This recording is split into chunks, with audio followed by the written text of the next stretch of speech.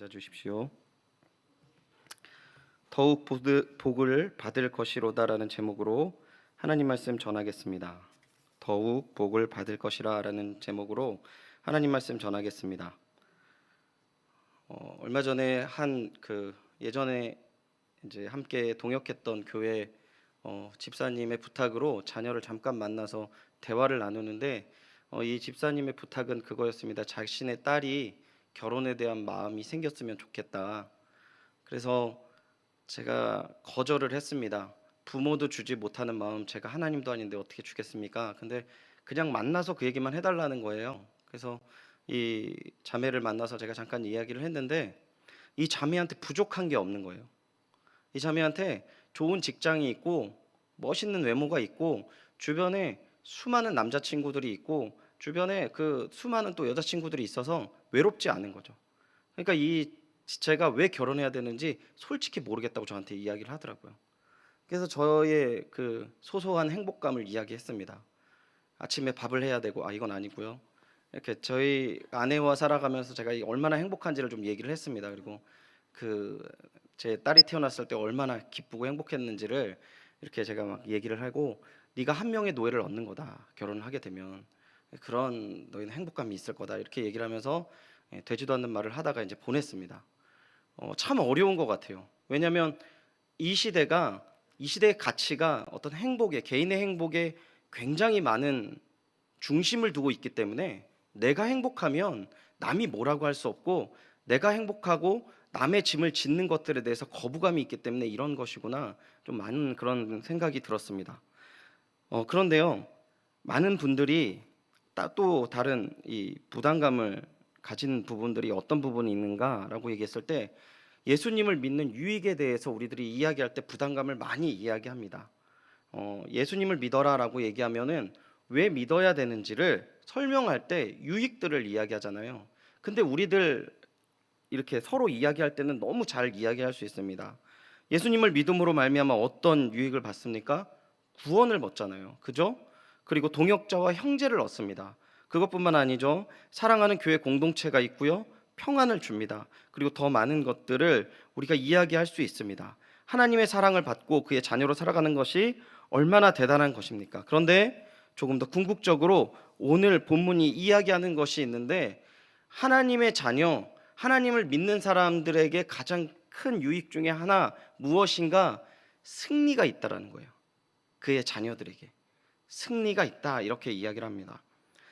주님께서 있으면, 주님을 믿으면 우리는 승리를 경험할 수 있다는 것입니다. 승리를 경험하는 게 너무나도 중요한데 야구나 축구 경기를 보면 해설자가 이런 이야기를 하는 경우가 종종 있습니다. 강팀은 이기는 경기를 한다는 거죠. 이길 줄 안다는 거죠. 그래서 우리가 이 승리를 경험하면 자신이 생기고 또 자신이 임하는 자리에서 더 힘있게 살아갈 수 있는 것이죠. 그런데 우리가 무엇으로부터 승리를 합니까? 우리 각각 담당해야 할 삶 속의 영적인 전쟁으로부터 승리를 하는 것이죠. 우리를 속박하는 어려움, 우리가 온전한 하나님의 자녀로 살아가는데 방해되는 모든 죄와의 싸움으로부터의 승리입니다.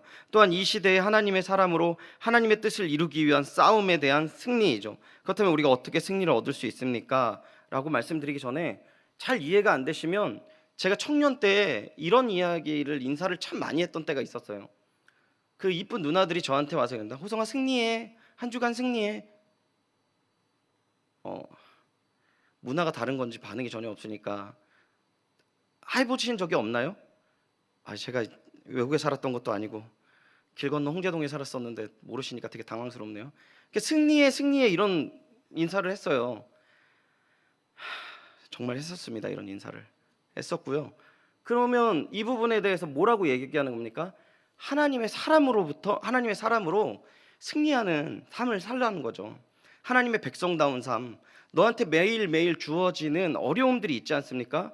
영적으로, 육적으로 도전되는 것들로부터. 왜냐하면 우리가 하나님을 믿으면 뭐를 알게 됩니까? 하나님과 교제하게 되니까요. 거룩한 것이 무엇인지 알게 돼요. 그리고 점차 하나님이 좋아하시는 게 뭔지 알게 되고 내 안에 나조차도 싫어하는 죄의 존재를 느끼게 되는 거죠. 그런데 그거를 매 주간 이 죄의 도전과 이것에 넘어졌을 때 얼마나 비참합니까? 그러면 이 넘어졌을 때요, 주님 앞에 나오는 게 너무나도 부끄럽고 힘들 때가 있어요. 그래서 이 부분에 대해서 아예 생각하지 않는 경우도 생겨 버리게 되죠. 그래서 우리가 날마다 이 영적인 싸움에서 승리해야 된다. 근데 어떻게 승리를 할 수 있습니까? 오늘 본문에서 뭐라고 이야기합니까? 하나님의 함께 하심으로 말미암아 승리할 수 있다라는 것이죠.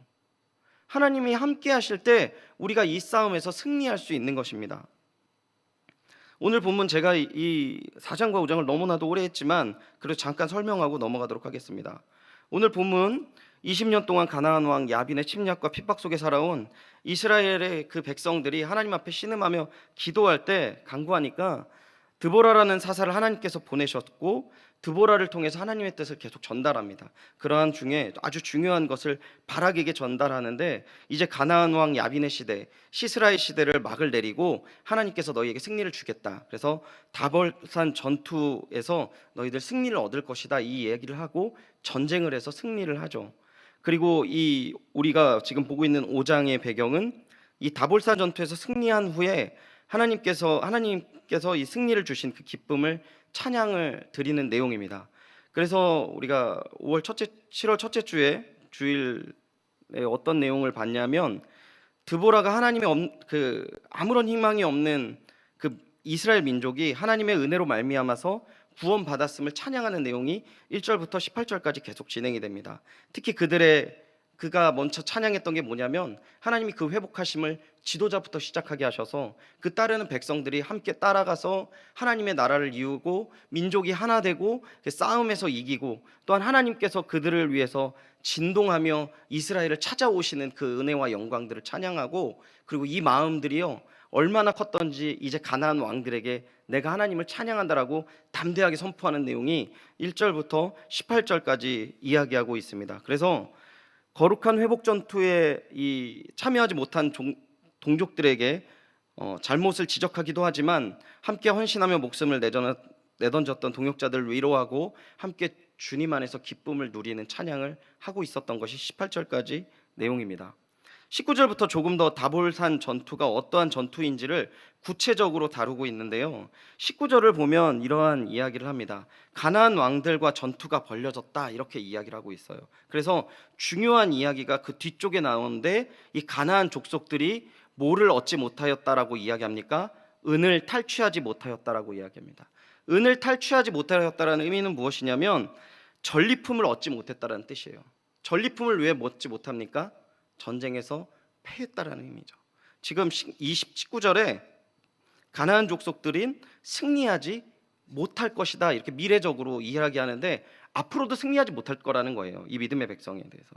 근데 이 싸움이 어떠한 싸움인지요, 20절을 이야기하고 있는데 20절 보겠습니다. 별들이 하늘로부터 싸우되 그들이 다니는 길에서 시스라와 싸웠도다. 시스라와 실제적으로 싸웠던 건 누구죠? 바락이라는 사사였어요. 그런데 20절에 이렇게 표현하고 있습니다. 별들이 하늘로부터 싸우되라고 얘기했어요. 이 별들은요 하나님이 보내신 대리자, 그리고 하나님이 보내신 그 능력, 이런 식으로 표현할 수 있거든요. 그러니까 지금 이 전쟁이 무슨 전쟁이라는 겁니까? 영적인 전쟁이라는 거예요. 하나님의 전쟁임을 이야기하는 겁니다. 이거 잘 보셔야 됩니다. 많은 분들이 이 싸움에서 이렇게 합니다. 하나님이 어렵고 힘들 때 하나님 앞에 엎드려 기도하니까 승리를 주셨다, 그러니까 우리가 어렵고 힘들 때 기도해야 된다, 이렇게 해서 끝나시는 게 아니고요, 정말 중요한 것은 이 하나하나의 모든 상황들이 영적인 전투임을 지금 성경은 이야기하고 있어요. 자, 예를 들어서요 이런 겁니다. 어떤 분이 굉장히 우울증으로 굉장히 이렇게 다운이 됐을 때 회복이 된 다음에 저한테 막 기쁨의 이야기를 합니다. 목사님, 제가 하나님 앞에 예배를 드릴 때 회복됐어요. 제가 이야기했어요.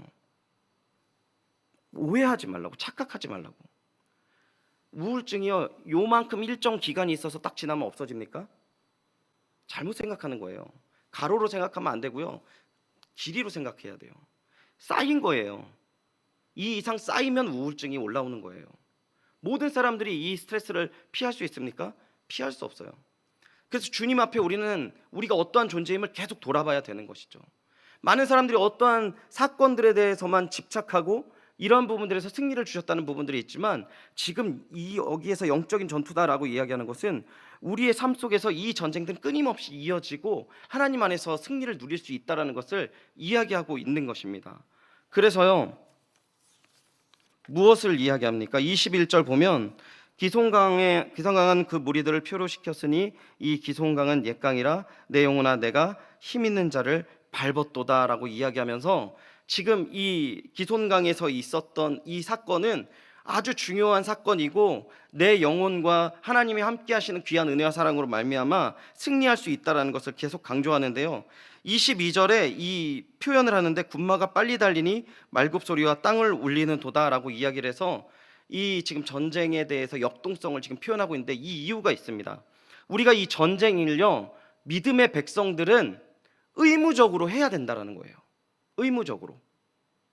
이 전쟁을 얘는 해도 되고 저는 안 해도 되고 뭐 이 사람은 해야 되고 이런 게 아니고, 목사는 안 해도 되고 평신도는 해야 되고 뭐 이런 거 아닙니다. 모든 하나님 믿는 사람들이 이 전쟁에 참여해야 된다라는 거예요. 그래서 지금 뭐라고 이야기하냐면 23절 보겠습니다. 여호와의 사자의 말씀이 메로스를 저주하라. 너희가 거듭거듭 그 주민을 저주할 것은 그들이 와서 여호와를 돕지 아니하였다라고 이야기합니다. 지금 메로스라는 지역이요, 성경학자들이 그러는데 이 전쟁에 아주 가까운 지역에 있었던 지역이래요. 자, 이 부분이요, 지난번에 제가 설명해 드렸는데 그 족속들 중에서, 이스라엘 동족들 중에서 이 전쟁을 도와달라고 했을 때 도와주지 않았던 족속들이 있습니다. 누가 있었습니까? 르우벤이 있었는데 이 사람 지역이 조금 오른쪽에 있었어요. 그러니까 좀 거리가 있었죠. 고민만 하다가 르우벤 가지 않았다 이렇게 표현하고 있고요. 저기 아셀 해변 지역에 있는 지역들은 자기 일에 바쁘고 자기는 먼 지역에 있으니까 그 전쟁에 무관심했다라고 선언을 하는데, 지금 이 메로스는 어디냐면 다볼산 근처에 있는 지역이기 때문에 전쟁이 아주 치명적인 거죠. 그래서 당연히 하나님의 사람이라면, 이스라엘 족속이라면 이 전쟁에 참여해야 되는 게 너무나도 마땅해요. 그러니까 너는 변명할 것도 없이 꼭 이 전쟁에 참석해야 된다라는 거죠. 근데 이 사람 참석하지 않아요. 믿음의 사람들이 이 전쟁에 앞두고 있었을 때 참석해도 되고 안 되는 사람은 없습니다. 무조건 이 거룩한 전쟁에 동참해야 되고 영적인 전쟁에 승리하는 이 전쟁에 참석해야 됨을 이야기하는데요, 오늘날에도 비슷한 일이 있어요. 제가 이 말씀을 묵상하면서 좀 계속 생각이 났던 부분이 뭐냐면, 우리 이단이 있습니다. 이단이 그저께 방송에 나왔는데요, 신천지에 대해서 방송 나오지 않았습니까? 이 신촌만 가도요 수두룩합니다. 2인 1조로 똑같은 얘기 막 이렇게 막 대사처럼 해요. 그런데 우리 어떻게 생각하죠? 제가 일부 어떤 분한테 이 얘기를 들어서 깜짝 놀랐습니다. 그거 이제 조금 있으면 지도자 죽으면 다 끝나는 문제인데 왜 그렇게 호들갑 떠냐고. 정말 그렇습니까? 그거 아직 뭐 우리 옆에서는 일이 없었으니까. 아니요, 우리 턱 밑까지 온 일이에요. 우리 지금 삶 속에서 지금 있어진 일 아닙니까? 이 부분에 대해서 우리가 왜 무관심하죠? 이 부분에서 우리가 더 깨어서 싸워야 되지 않습니까? 제가 예전에 이런 얘기를 들었어요. 사대문 안에는 이단이 들어올 수가 없었다고. 왜냐면 우리 그 선배들이 이단에 대해서 아주 이를 갈고 이 부분에 대해서 철저하게 싸웠기 때문에 이 서울 외곽 지역까지는 들어와도 사대문 안에는 못 들어왔다고, 이런 표현을 제가 아주 어렸을 때 들었거든요. 근데 지금은요, 지금 당당하게 하지 않습니까? 누가 없어지면 끝납니까? 어떤 데는 더 왕성해졌어요, 활동이. 그분 가신 다음에 같이 살던 분이 또 하나님이 돼서 또 왕성해지더라고요. 우리 가운데 주어진 영적인 문제는요, 여러분 살펴보면 너무나도 많아요. 하지만 우리가 외면하는 거죠. 근데 어떤 사람 급한 줄 아세요? 내 가족이 없어지면 급해져요. 내 가족이 그 문제로 넘어지면 없어지는 거죠. 우리 안에 믿음 안에서의 이런 문제들이 끊임없이 일어나는데 외면하는 거죠. 이단의 문제밖에 없습니까? 성적인 문제는 어떻게 생각하세요? 그리고 그 삶에 대해서 이 청년들이 뿐만 아니라 우리 모든 어른들의 있는 그 생활 면에서의 있는 도전들은 어떠신데요? 너무 많지 않습니까? 저는 제 제자들한테 그 SNS에서 저랑 그 일촌을 맺거나 저랑 이렇게 관계를 맺는 애들은 술병 절대 올리지 말라고 하거든요. 너무 싫어하니까 올리지 마 이렇게 얘기하는데, 이런 메시지 너무 많이 와요. 목사님이 싫어해서 안 올리지만 왜 안 올리는지 모르겠어요. 할 말이 없습니다. 지금 정죄를 하는 게 아니고요, 삶 속에서 그러한 문화들이 이제 너무나도 가까이 왔어요. 그런데 우리 교회 안에서는 절대 그런 얘기 하지 않습니다. 아주 깔끔하죠. 교회 안에서는 절대 악인도 없고 아픔도 없습니다. 근데 세상에만 나가면 어떤 일이 있습니까? 늘상 싸움이 있습니다. 근데 그 싸움이 주어지고 이것을 이겨내야 된다는 것 당연히 아는데 어떻게 하죠? 싸움하지 않고 덮어둡니다. 이 싸움 덮어둔다는 것 하나님께서 용납하지 않는다는 거예요. 메로스를 저주하라. 거듭거듭 저주할 것이다 라고 얘기하고 있거든요. 믿음의 백성들은 영적인 싸움에서 피해서는 안 되는 것이에요. 이 영적인 싸움에서 하나님이 승리하신다 말씀하셨기 때문에 하나님 신뢰하고 내 안에 도전이 있고 내 안에 이번에 영적으로 그 부분에서 내가 이 부분에 대해서 문제가 있다고 생각되면 하나님 말씀 붙들고 하나님 안에서 이걸 싸워 나가야 되는 것이죠. 지금 말씀 전하는 제가 온전해서 이런 말씀 드리는 게 아니에요. 제가 얼마 전에 그 집사님이랑 결혼식 갔다 오면서 너무 부끄럽다고, 살아가면서 너무나도 욕심나는 게 많고 너무나도 갖고 싶은 게 많고 그 앞에서 목사인 내가 어떤 모습을 보여야 될지 너무 고민된다라는 얘기를 했어요. 진짜 고민이 되거든요.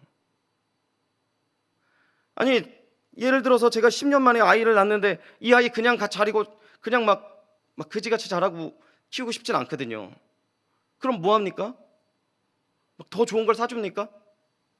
뭐 더 좋은 학교를 보내고 더 좋은 거를 뭐 만들어주고 그 돈을 막 주고 막 그래야 됩니까? 하나님 안에 지혜가 있습니다. 이런 문제들 갖고 그냥 넘어가면 안 된다는 거예요. 하나님의 백성이 어떻게 살아가야 되는데요? 하나님의 백성이, 하나님이 이 땅 가운데서 하나님의 백성으로 살아가야 되는 거 아닙니까? 그런데 그냥 교회 다니니까, 나 교회 등록했어요, 11조도 한다니까요. 끝입니까 그러면? 하나님 보시기에 어떤데요? 이 싸움을 누구는 해도 누구는 안 해도 되고 이런 거 아니라는 거예요. 지금 여기서 그걸 이야기하는 것입니다. 자, 그러면 하나님의 말씀이 너 이거 안 하면 벌 받고 저주하니까 안 돼, 그게 메인은 아니죠. 당연한 싸움이고 의무고 이거 너무나도 당연한 것이다 라고 하나님께서 말씀하시는 것입니다. 그리고 두 번째 오늘 본문에서 이야기하는 것은 무엇이냐면요, 이 싸움에 임하는 자들, 그리고 이 싸움에 하나님과 함께하는 자들이 얼마나 축복을 받는지 24절 이야기하고 있습니다. 24절 같이 한번 읽어보도록 하겠습니다. 24절 같이 한번 읽어보겠습니다. 시작. 겐 사람 헤벨의 아내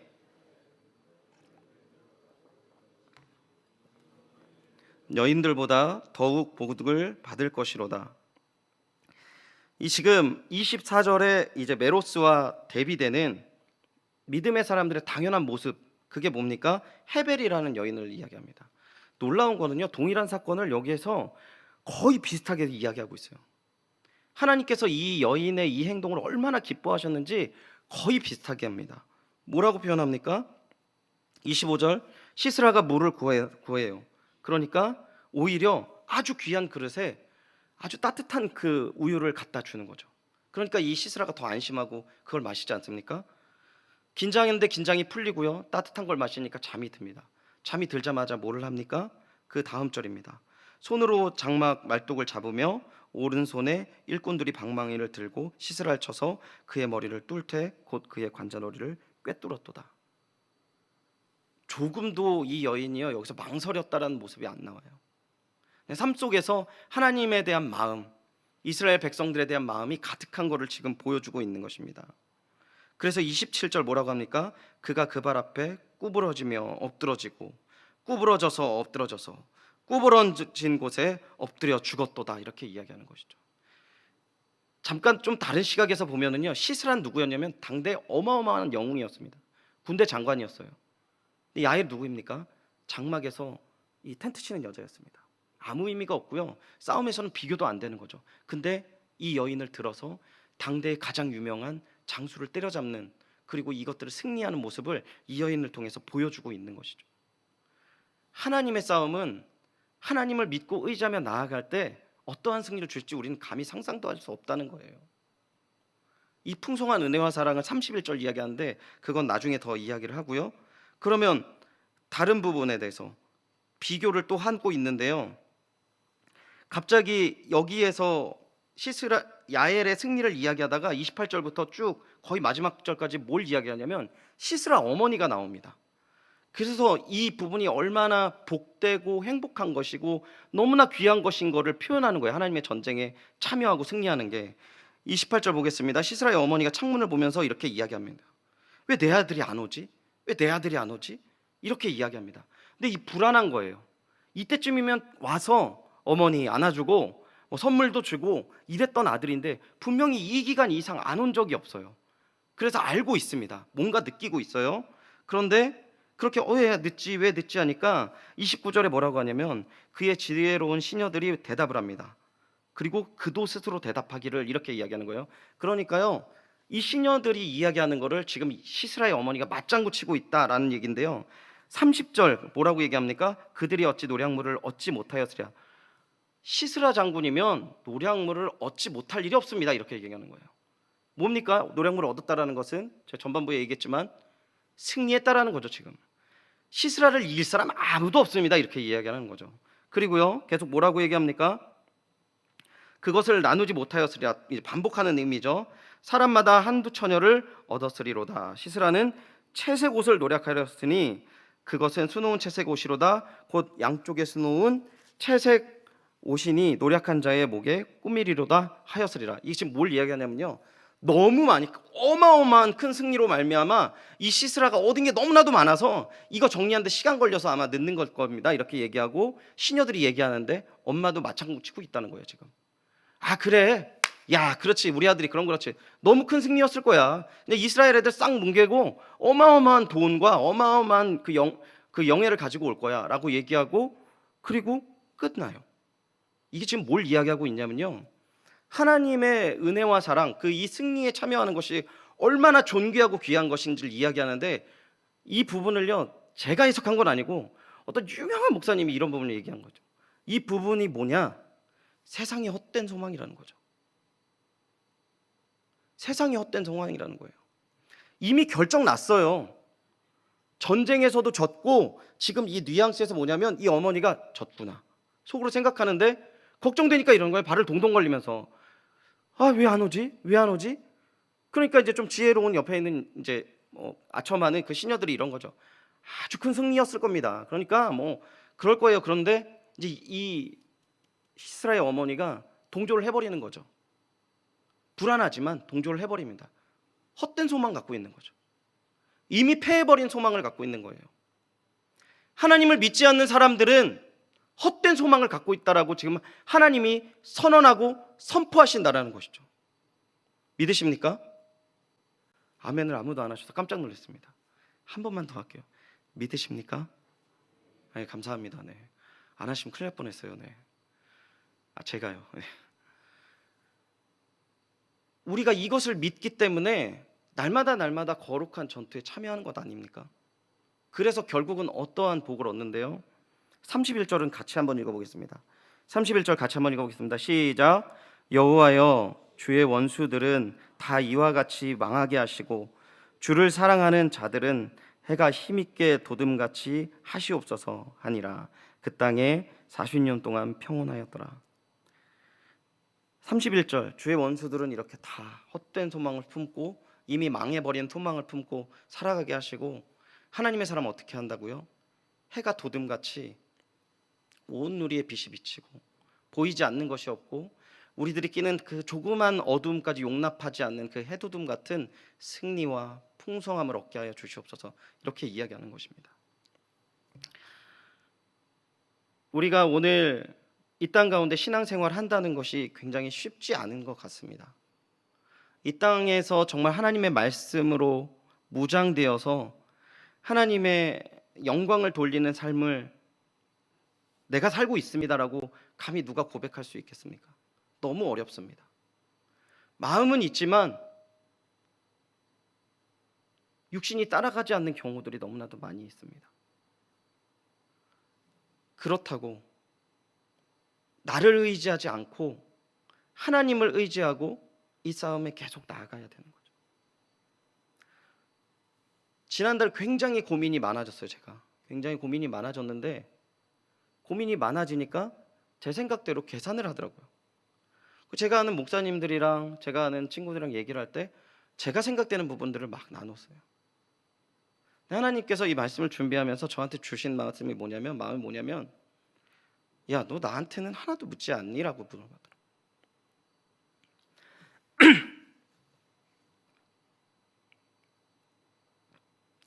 다 죽어가서 세상에 내 자신의 아무것도 도움 없는 모든 상황을 맛보고 정말 손발 다 잘리고 간신히 목숨 살았을 때 주님 절 좀 도와주세요라고 하는 경우 너무나도 많았는데, 그냥 고민되는 거, 힘든 거 생겼을 때는요, 힘있게 저를 의지하고 힘있게 저는 괜찮고 저는 온전한 사람이다라고 매진을 하고 있더라고요.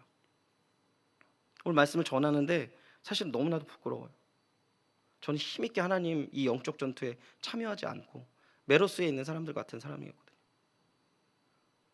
하나님께서 오늘도 우리의 연약한 모든 것들 가운데 해답과 은혜와 모든 해결을 주시는 그 하나님께서 문 밖에서 기다리실 줄 믿습니다. 말씀을 의지해서 그 문을 열고 하나님의 손을 붙잡고 나아가는 귀한 은혜가 이 자리에 모든 하나님의 말씀을 의지하고 영적 전투에 참여하기를 소원하는 모든 심령들 가운데 가득하기를 축원드립니다.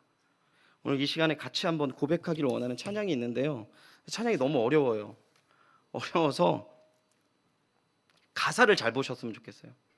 많이 따라 안 부르셔도 되고, 근데 제가 이 말씀을 준비하면서 이 찬양을 안 하려고 그랬어요. 너무 어려워서 안 하려고 그랬는데 가사가 제가 묵상하는 부분과 너무나도 일맥상통한데 제가 잠깐 읽어드리면요, 승리가 무엇인 줄 아는가, 승리가 무엇인 줄 아는가, 더 좋고 편한 가능성의 유혹을 저련히 잘라버리고 오직 주님만 따라가는 것, 바로 승리라네. 승리가 무엇인 줄 아는가, 승리가 무엇인 줄 아는가, 하고 싶은 말, 그 많고 많은 말 모두 힘겹게 억누르고 오직 주께서만 말씀하게 하는 것, 바로 승리라네. 고백이거든요. 아시는 분 같이 찬양하고요, 함께 잠깐 기도했으면 좋겠습니다.